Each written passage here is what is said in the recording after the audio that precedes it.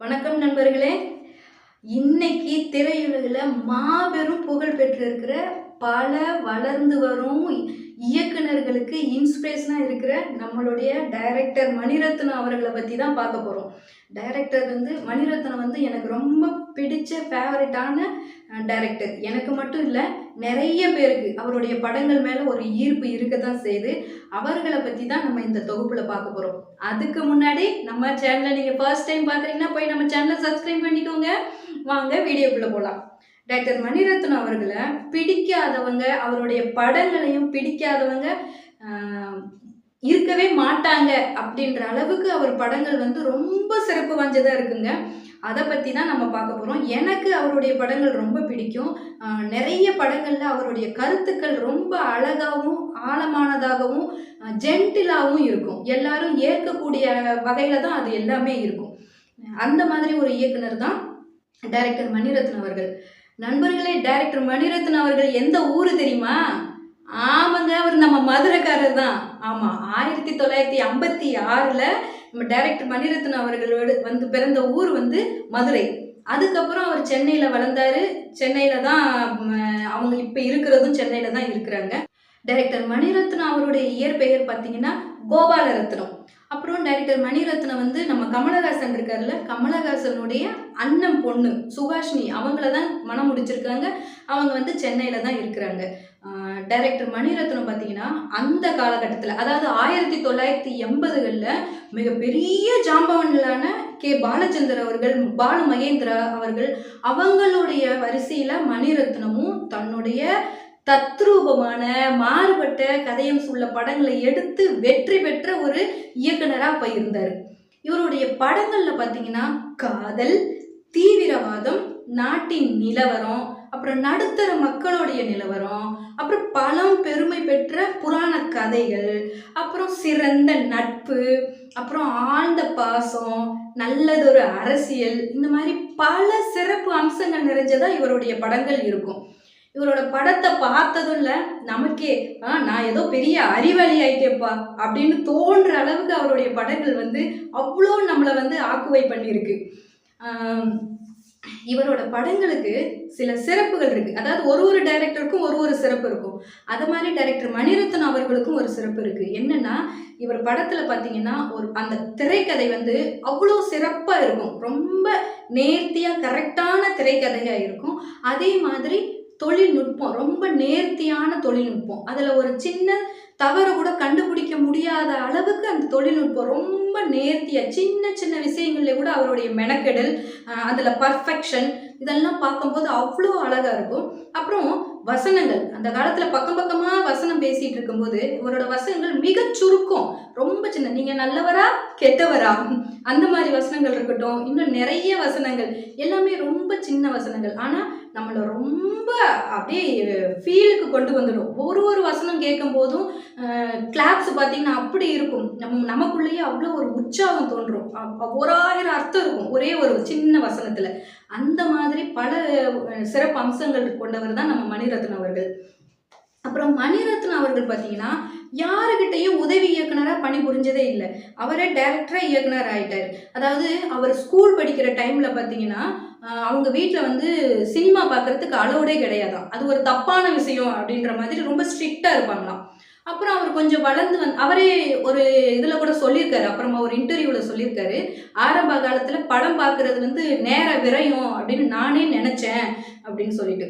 ஆனால் அதுக்கப்புறம் வளர்ந்து வந்ததுக்கப்புறம் படம் பார்க்க ஆரம்பித்ததுக்கப்புறம் கே பாலச்சந்தர் அவர்களுடைய படங்களை பார்த்து தானும் இந்த மாதிரி ஒரு சமுதாய சீர்திருத்தம் உள்ள படங்களை எடுக்கணும், அந்த மாதிரி சீர்திருத்த கருத்துக்கள் தான் இருக்கணும் அப்படின்னு சொல்லி முடிவெடுத்து அவர் ஒரு இயக்குனராக ஆனார். அதாவது அவர் பள்ளி படிப்பை முடித்தார், அப்புறம் காலேஜ் போனாங்க, காலேஜ் படித்தாங்க, அப்புறம் பிஜி முடித்தாங்க. பிஜி முடிச்சுட்டு கொஞ்ச நாள் ஒரு கம்பெனியில் ஒர்க் பண்ணாங்க. அதுக்கப்புறம் தான் திரையுலகுக்கு வந்தார். இயக்குனர் ஆனதுக்கப்புறம் இவர் இயக்குன முதல் படம் பல்லவி அனுபல்லவி. அது அவ்வளோவா வெற்றி பெறல. ஆனால் அதுக்கடுத்து தொடர்ந்து படம் இயக்கிட்டே இருந்தார். 5வது படம், இவரோட படமான 5வது படம் மௌன ராகம் மாபெரும் வெற்றி அடைஞ்சதுங்க. உண்மையாவே ஒரு கணவன் மனைவிக்குள்ள உறவு எப்படி இருக்கும், காதல் எப்படி இருக்கும், அந்த மாதிரி நிறைய விஷயங்கள் அந்த படத்துல பேசப்பட்டது. அதில் உள்ள பாடல்கள் எல்லாமே எல்லாருக்குமே மிக பிடித்தமான ஒரு படமா அந்த மௌனராகம் அமைஞ்சது. அதுக்கடுத்து இயக்குன நாயகன். நாயகன் படம் வந்து வெற்றினா வெற்றி இல்லைங்க, மாபெரும் வெற்றி அடைஞ்சது.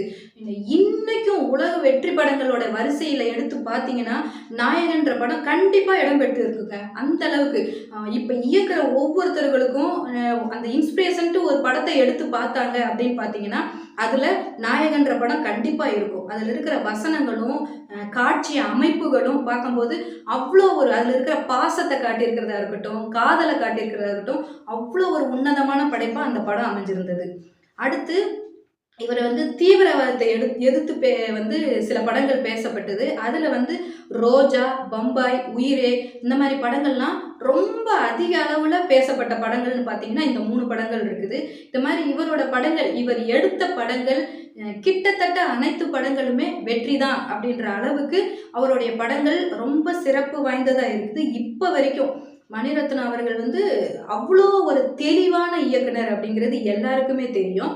அடுத்து இவர் வந்து மணிரத்னம் அவர்கள் வந்து கிட்டத்தட்ட 6 தேசிய விருது வாங்கியிருக்காரு, 6 தென்னிந்திய ஃபிலிம்ஃபேர் அவார்டு வாங்கியிருக்காரு, 3 பாலிவுட் ஃபிலிம்ஃபேர் அவார்டு வாங்கியிருக்காங்க. இந்த மாதிரி பல விருதுகள் வாங்கியிருக்கிறவர் நம்ம மணிரத்னம் அவர்கள் வந்து.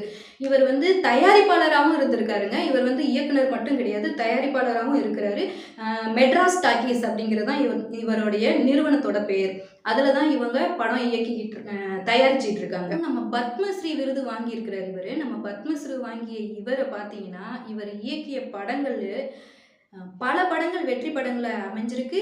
பல படங்கள் எல்லாருக்குமே ஒரு இன்ஸ்பிரேஷனா இருக்கு. எப்படி நம்ம வந்து வசன அமைப்பு வைக்கணும், காட்சி அமைப்பு வைக்கணும், கதை முடிவெடுக்கணும், இந்த மாதிரி பல இதுக்கு உதாரணமா இருக்கிறது மணிரத்னம் அவர்களுடைய படம் தான்.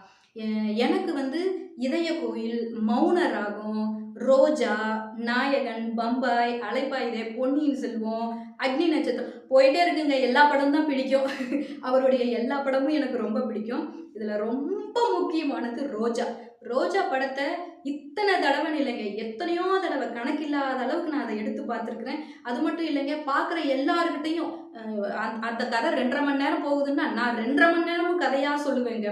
ஒரு சின்ன சின்ன விஷயங்கள்லேருந்து எல்லாத்தையும். ஏன்னா அவ்வளோ ஒரு அன்பு இருக்கும். ஒரு கிராமத்து பொண்ணு வந்து நகரத்தில் எப்படி இருக்கிறா, நகரத்தில் அடாப்ட் ஆகுறா, ஒரு நகரத்து இளைஞன் போய் கிராமத்து பொண்ணை எப்படி இது பண்ணுறாங்க, ஒரு தீவிரவாதத்தை எப்படி அவங்க தடுக்கிறாங்க, ஒரு தீவிரவாதியை எப்படி மாற்ற முடியும் அப்படின்ற நம்பிக்கையை கூட கொடுத்தது இந்த படம் தான். அந்த அளவுக்கு அதுலேயும் அந்த அந்த கொடியை வந்து நம்மளுடைய தேசிய கொடியை எரிப்பாங்க. அதில் அப்படியே விழுந்து அரவிந்த் சாமி வந்து அதை இது பண்ணுவார் பாருங்க, அந்த தீயை அணைப்பார் பாருங்க.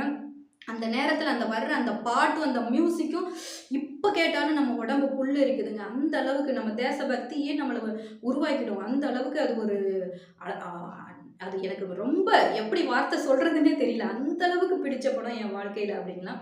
அப்புறம் பொன்னியின் செல்வன் வந்து அழகாக நம்மளுடைய வரலாறுகளை வந்து எடுத்துகிட்டு வந்து, கற்பனை நிறைஞ்சிருந்தாலும் நம்ம வரலாறுகளை எவ்வளோ நேர்த்தியாக எடுத்துகிட்டு வந்து காமிச்சிருக்காரு பார்த்தீங்களா. இந்த மாதிரி பல படங்களை நமக்கு கொடுத்துருக்காரு. இப்படிப்பட்ட இயக்குனர் கிடைச்சதுக்கு நம்மளும் நம்ம தமிழ் திரையுலகமும் உண்மையாகவே பெரும் பாக்கியம் பெற்றிருக்கு. இவர் வந்து உலக புகழ் பெற்ற ஒரு இயக்குனர் அப்படிங்கிற இந்த ஒரு பெருமையை வந்து நம்ம திரையுலகுக்கு அவர் தேடி கொடுத்துருக்காரு. இப்போ இருக்கிற எல்லா இயக்குநர்களுக்குமே இன்ஸ்பிரேஷன் யாருன்னு கேட்டிங்கன்னா டைரக்டர் மணிரத்னம் அவர்கள் தான். அது வந்து எல்லாருக்குமே தெரிஞ்ச விஷயம்தான். ஸோ எனக்கு டைரக்டர் மணிரத்னம் அவர்களையும் அவருடைய படங்களையும் ரொம்ப பிடிக்கும். உங்களுக்கு டைரக்டர் மணிரத்னம் அவர்களை பிடிக்குமா? பிடிச்சிருந்தா சொல்லுங்கள். நம்ம வீடியோ பிடிச்சிருந்தா லைக் பண்ணுங்கள், ஷேர் பண்ணுங்கள். மறக்காமல் நம்ம சேனலை சப்ஸ்கிரைப் பண்ணிக்கோங்க. நன்றி நண்பர்களே.